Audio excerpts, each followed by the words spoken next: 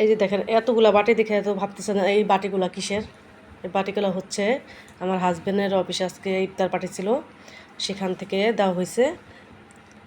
ইফতারির পরে এখানে আনা হয়েছে, কারণ সে তো অফিসে ছিল, এখন বাসায় আসছে ইফতারির পরে।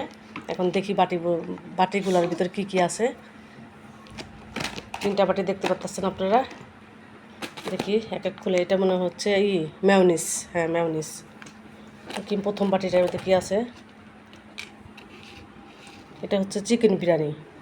হ্যাঁ, চিকেন। মানে 2 ধরনের রান্না করা হয়েছে, একটা গরু একটা চিকেন। যে মানে অনেক হিন্দু আছে অফিসের ভিতরে যারা গোস্ত খায় না, গরুর গোস্ত, তাদের জন্য বা আনা হয়েছে। আর চিকেন, আর যারা মুসলমান তাদের জন্য এই যে গরুর যে বিরিয়ানি। এই যে আলাদা আলাদা বাটি, 3টা বাটি।